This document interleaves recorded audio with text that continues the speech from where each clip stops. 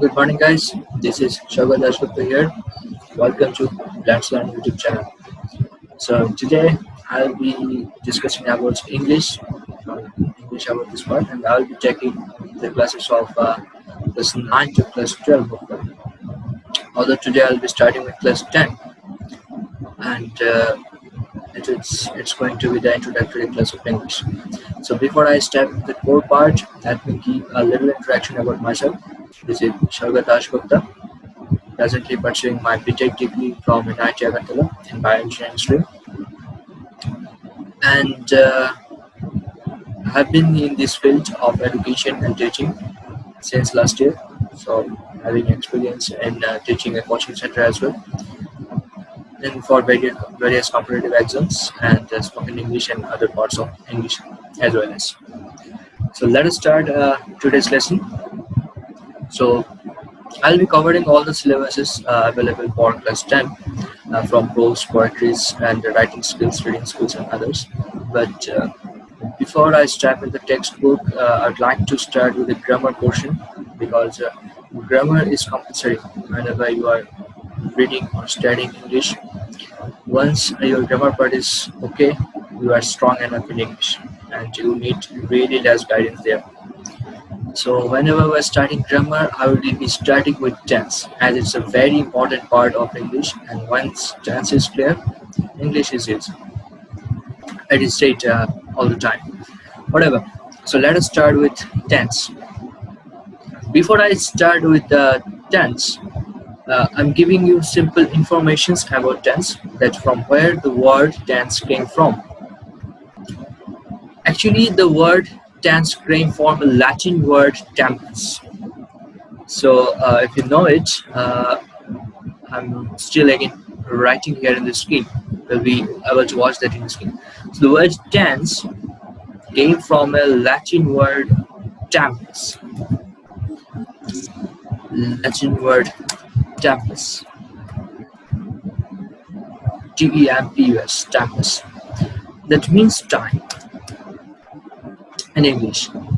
So the word tense, which is the topic of our today's class, that is tense. Now, where from the tense came, the word where from the word came, or the origin of this word. So it is a Latin word tempus, that means time in English. Now the question arises: is tense and time similar? Is the both thing so similar to each other? Then the answer is no. We often make such a misconception regarding that tense and time is similar thing, but actually no. There's pretty much difference between these two terms.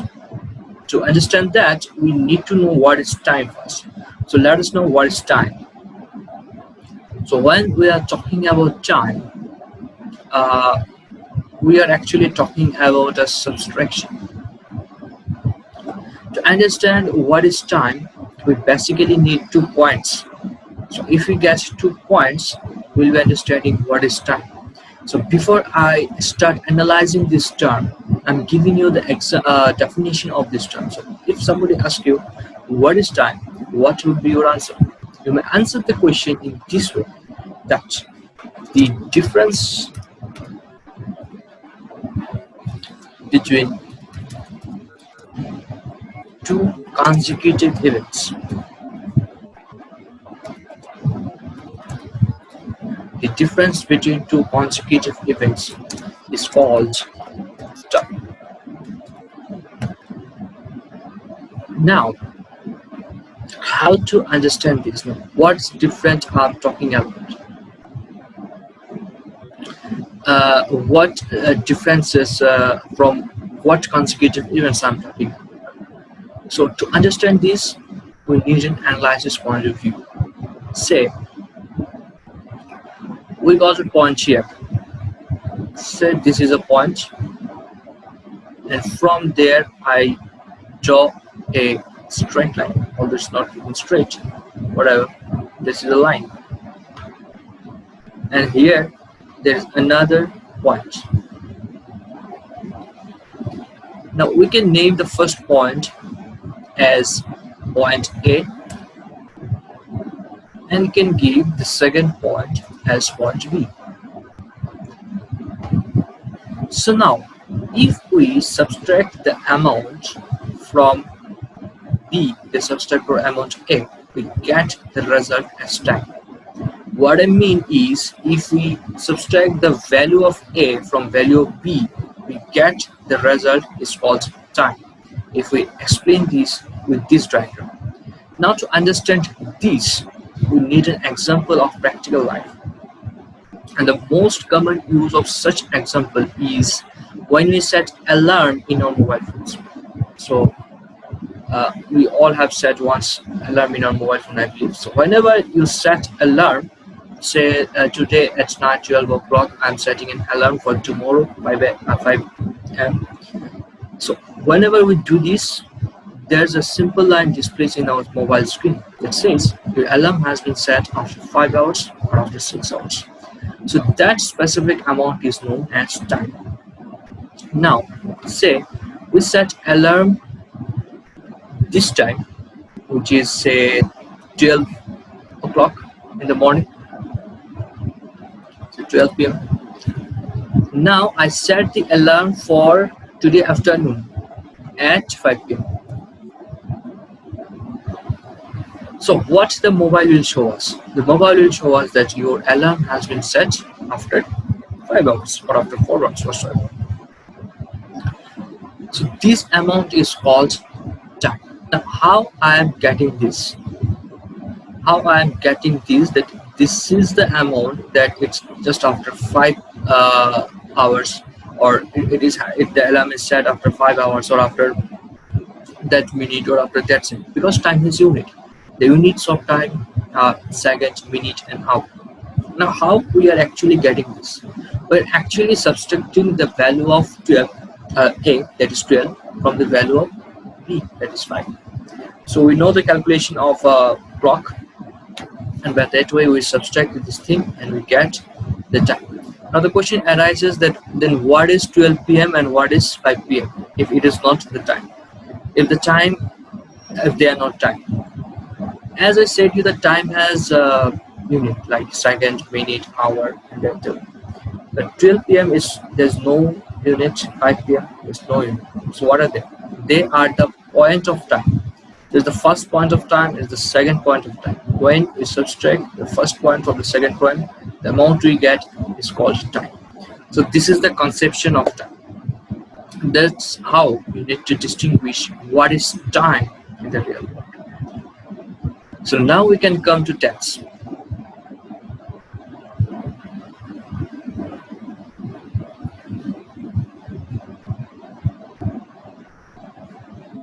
Now what is tense? So now to understand what is tense, we will take the help of time, but we must remember that tense and time are not same. Now the question is, what is tense? The answer is the time of verb. The time of verb is called tense. Means we all know what is verb. Any kind of action is known as verb. So the time is spent in our actions. To distinguish that at what time we have done that specific action, we need tense. To explain that particular thing, we use tense. Like when you went to school, when you will be going to school, where you are right now. So all that thing, whenever you try to explain that in English, you need the help of this grammatical tool. That very important grammatical tool that is called tense. So the definition of tense is the time of verb is called tense.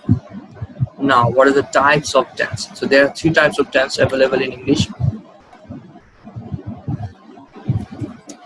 There are 3 types of tenses there. What are they? Present tense, then past tense,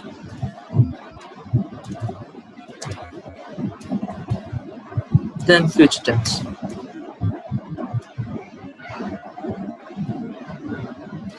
So there are total 3 kind of tenses which are available in English. So Today we'll be doing the present tense only, and the first two part of present tense, because it's an introductory class and I want to go further today. And whenever in the next classes I'll be discussing the rest of the two parts. Now there are three types of tenses available. So each parts of the tenses have more four parts. How they are said: simple present or indefinite, then present continuous, then present perfect, then present perfect continuous. Similarly, in case of past tense, simple past or past indefinite, then past continuous and past perfect continuous. Similarly, in case of future tense. So each tense have more four parts to discuss. Now today we'll be discussing about present tense. So the present tense. What is present tense? What does present tense mean? Present tense is the thing that we do in our daily life. That is our daily life. Present tense indicates our habits, our daily routines. Like we daily go to school, we daily go to office, we daily take the bus, we daily go for sleep. So these are the things which present tense describes. So there are total four kinds of present tenses. What are they? Number one, simple present tense.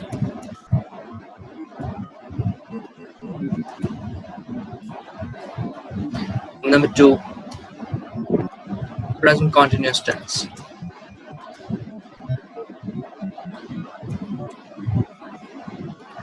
Number three, present perfect tense.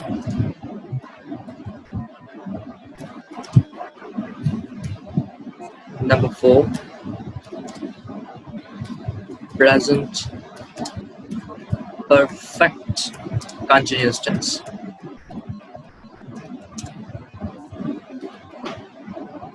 So these are the four kinds of present tenses we'll be discussing.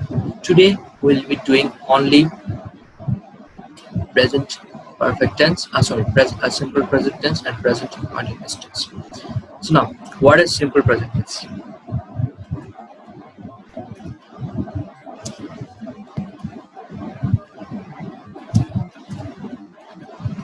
To understand what is simple present tense, the simple present tense is a simplest form of present tense. So you can identify that from the name.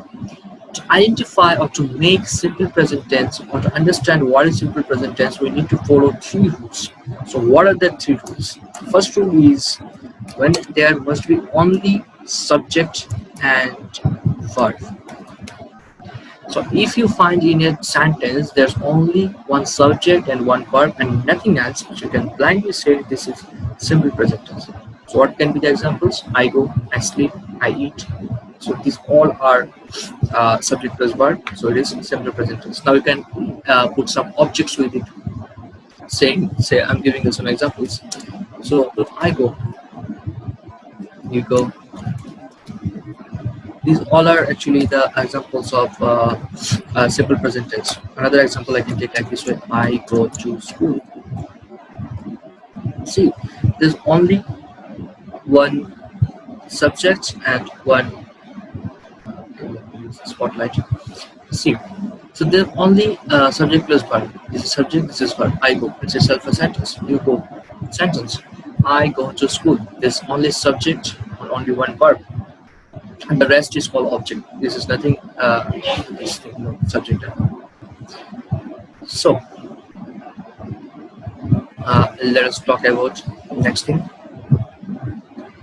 What is the second rule to understand what is simple present tense? The second rule is universal truth.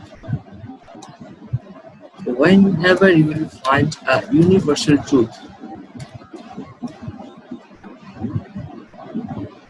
or an eternal truth, this is always simple present tense. Any kind of universal truths are simple present tense, like the sun rises in the east, man is mortal. These are always simple present tense. Example: man is mortal, or sun rises in the east.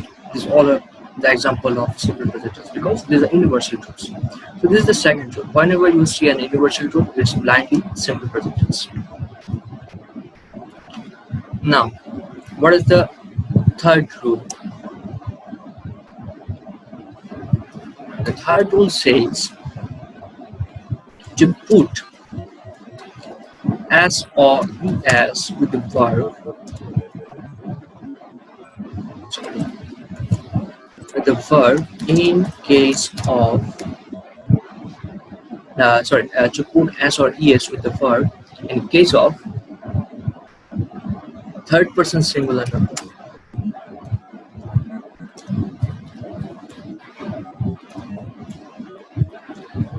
So this is the final rule just to identify simple present tense. Now, what does that mean? What is person and what is or es? To give an example of this third rule, we need to understand what is person. Hope we all know what is person, and so we are in plus time standard now, so it's easy to know that what is person. But still, since I'm teaching you the entire thing, I'll be giving a little description about person. So here I'm making a table that will simply clarify you all the doubts regarding persons. Okay, so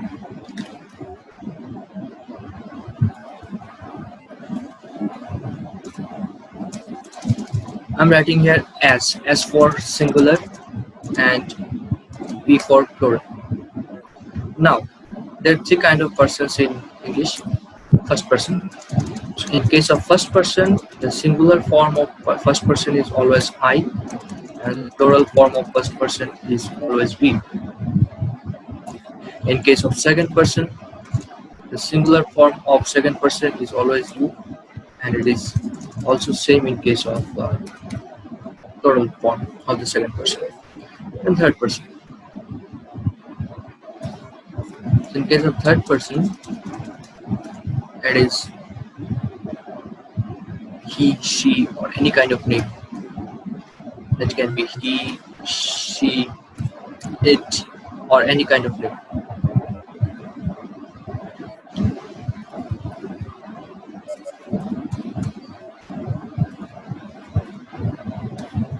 It, or any kind of name. And the plural form is they. So this is what person is. Now, let us take the example of the third rule of simple present tense. What was it is said that I need to put an s or es with the third person singular number. So let's take the first example. I go to school. So I'm replacing the I with the third person. Say this can be he, she, or any name. Say Ram.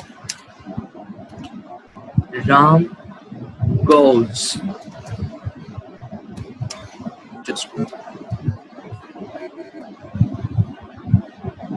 So this is the example of the third person, the third rule. Now let me discuss this about. Say what the third rule says is to put an s or es with the verb in case of third person singular number. So we're looking into the table that what third person says. What are the third person? Third person are he, she, it. Third person singular. So this is the third person singular and this is the plural form. So he or she or Ram, any of them are the third person. So in case of third person, we need to use s or es. So you're using s or es with the verb. What is the verb? Verb is go.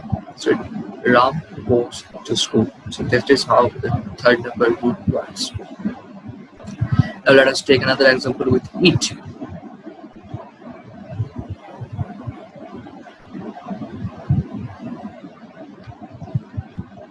Say with it. It rains.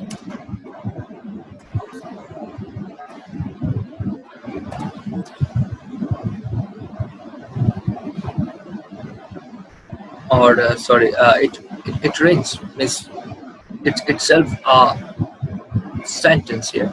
Or you can add an object like it rains every time here.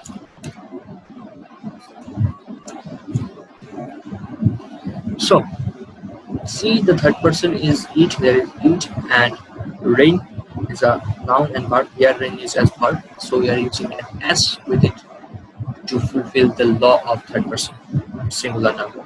Sorry, a law of present tense that says that to put s or es in third person with verb in case of third person singular number. So that's how the simple present tense works. So these are the rules you need to remember to identify simple present tense or to make or to form any kind of simple present tense. So this much is enough to remember about to know about simple present tenses. Then I'm going to shift into present continuous tense or present progressive tense. So till today I will be doing only present continuous tense up to present continuous tense, and then the next session we'll be completing the present perfect tense and present perfect continuous tense, and we'll be looking about the exercises can be given, can be done on simple present tense, on simple present continuous, sorry, on present continuous tense or present perfect tense or present perfect continuous tense. We'll be watching for the examples, we'll be watching for the exercises, we'll be discussing the questions that will come into the exam. So the basic concept should be cleared. So that is the simple present tense concept, because there's nothing much you need to remember about simple present tense. This much if you can remember, that is pretty okay. So in our YouTube description box, the email ID will be given hopefully by our members. So if you have any question regarding that, you can personally mail me. That is all okay. We will be definitely getting a reply from you. Okay, so let us shift into the present continuous tense. Okay, now what is present continuous tense?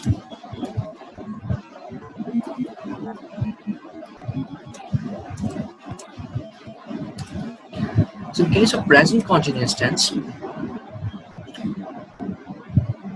we need to know the definition, that what actually present continuous tense says, what actually present continuous tense defines. So whenever we are using the form continuous, so you need to keep it in mind that it's continuing. It's being done presently. It's being done right now. Like I am teaching you right now. We are studying right now. So the thing that is going on right now, it is present continuous tense. So here also there are some rules to remember. There's only two rules to remember. What are the rules to remember present continuous tense? Number one, subject plus the helping verbs we need to use. Am, sorry, am is on, plus verb plus ing. So if you ever find this combination in any sentences, you can blankly tell this is present continuous tense. There's another rule, rule number two, that is near future. I'm coming to this rule once again. It is near future. So let us discuss first about subject plus ambiguous plus verb plus ing. So first I'm taking an example of present continuous tense, that how it actually defines. So the first example, I will keep the verb same, that is go verb. In the last form that of simple present tense we used go verb, so here also we'll be using go verb, so that the conception get clear. So there it was, I go to school, or Ram goes to school, or there was, it rains everywhere here. So here I am writing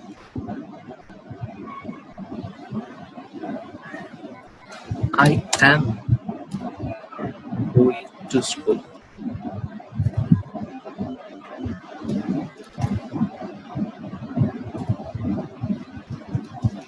Then you are going to school.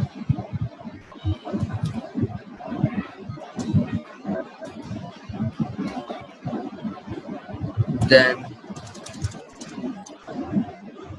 he, she, or Ram is going to school.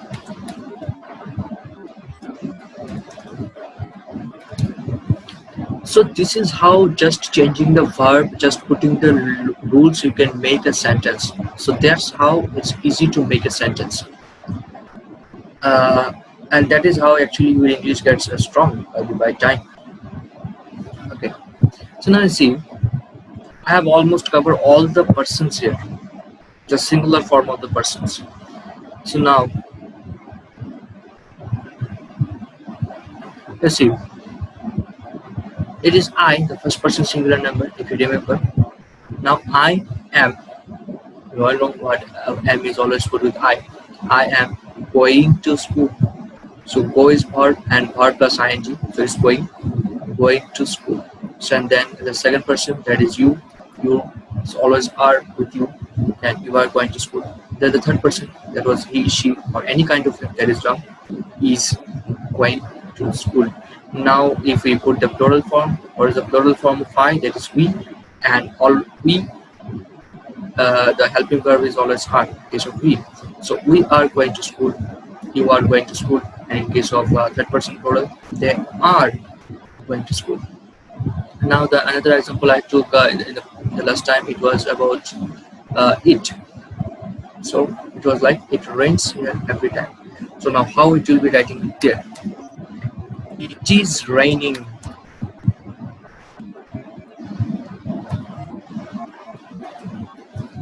It is raining outside. So see, it's the person singular number. Is came, rain. It is here verb. The ing is added. Outside is object.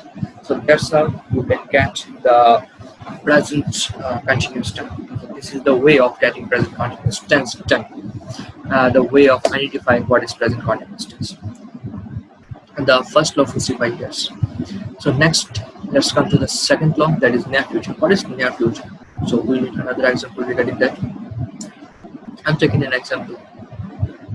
Near future, the term says that the thing is yet not happened, it will be happening into the future, but it's very closer to the present, so that it is called the near future. Like I am going to Delhi tomorrow. That is the thing. So that's how tense works. I'm going to Delhi tomorrow. So this is the law you need to remember. Okay. Now see, I have not yet gone to Delhi. I will be going. So it's future tense. It seems like future tense as I have not gone yet. I will be going, but when I'm going on tomorrow. So it's very closer to the present. Tomorrow is very closer to the present. So it is called near future. Whenever it is near future, we need to use present continuous tense. And the first law of the present continuous tense. The first law of the present continuous tense, what that is? Am is a. So I am going to tell you tomorrow. Another example can be taken by that regard. Smita is coming next day. It's also near future. She has not yet came now, but she will be coming.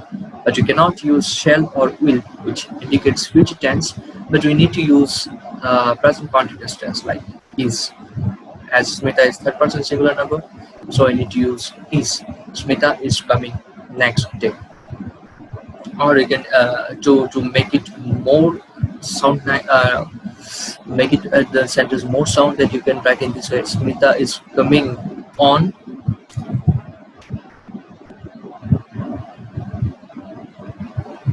yes, okay, this part you can add here and on. Smita is coming on next year.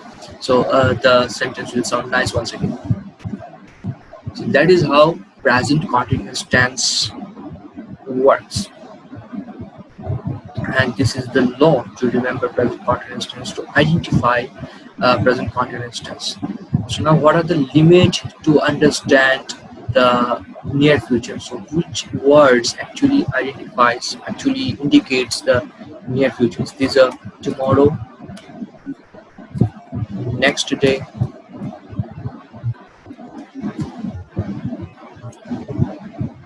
tonight,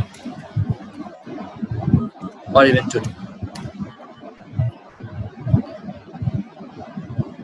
So You may get confused that today is present, then how it can indicate near future. Let me give you an example. Manish is coming to meet me today. So Manish has yet not came to meet me, but he will be coming. But when? On today.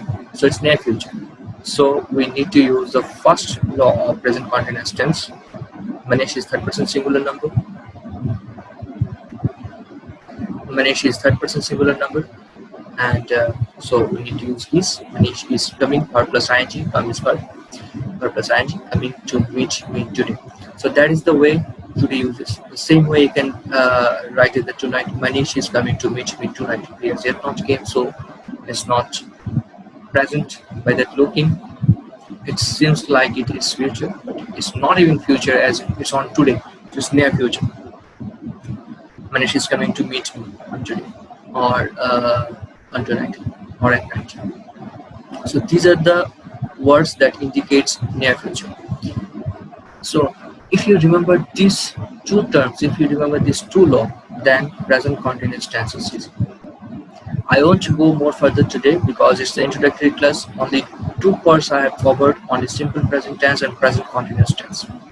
Then after, on the next session, we'll be doing the present perfect tense, we'll be doing the present perfect continuous tense, and we'll be watching the exercises that how to deal with these things, how to form sentences, how to translate, how to identify, and how question will be coming to the exams, and what kind of question may ask in the exams. All we'll be discussing on the next lesson. After completing the present tense, we'll be forwarding to past tense and then future tense. Tense is a big chapter, so it takes 2 to 3 days to be completed perfectly. And once tense is done, other parts are simply easy for me because tense is a very important thing to understand and to get properly. Anyways, if you have any question, you can ask in the comment section, or you can personally mail to me. The mail ID might be provided to you under the description box. Hope you have loved this lesson. Thank you once again. Have a nice day.